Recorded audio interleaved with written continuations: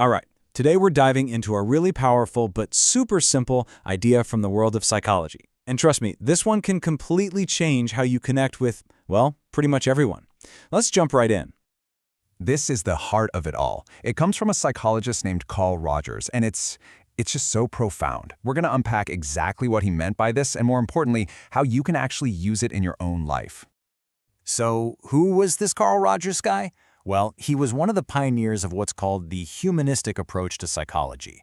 And his whole thing was built on this really cool, kind of radical idea for the time that every single one of us has this built-in drive to be better, to grow. He called it the actualizing tendency. But, and this is the big but, he figured out that this drive only really kicks in under one very specific condition.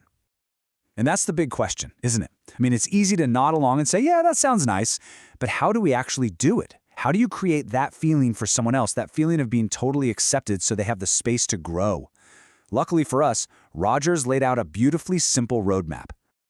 Okay, so according to Rogers, there are 3 essential keys to unlocking this growth in other people. And what's so important here is that it's not about giving advice or trying to fix them. Nope, it's just about creating the right kind of atmosphere. And you do that with listening, empathy, and acceptance. Let's take a look at each one. First up is listening. And I mean really listening. You know how in most conversations, we're not actually listening? We're just reloading. We're waiting for our turn to talk, thinking about our comeback. Rogers is talking about something completely different.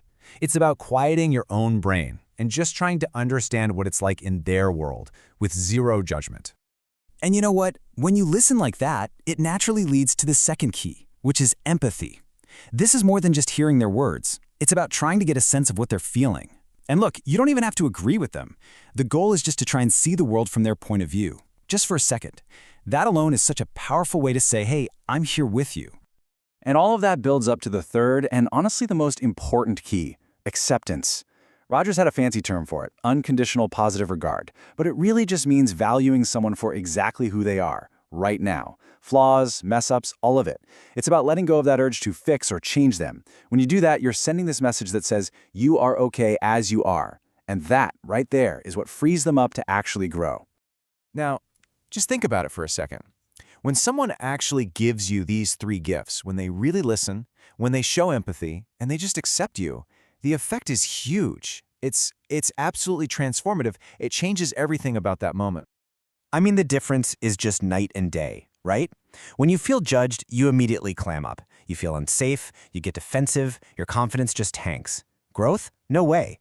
But when you feel accepted, suddenly it's safe to be open. You feel valued, you feel confident, and that is the soil where real, genuine growth can finally happen.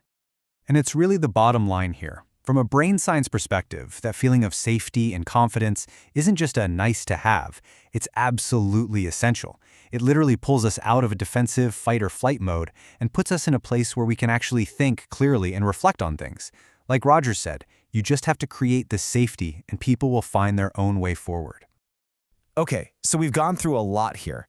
What's the one simple thing you should walk away with? Well, it can all be boiled down to a really simple mantra you can use every day. It's this simple. Be kind, listen well, and you'll help others grow. That's it. You lead with kindness, you give people your full attention when they speak, and just by doing those 2 things, you create that perfect environment for them to flourish. It really is that simple.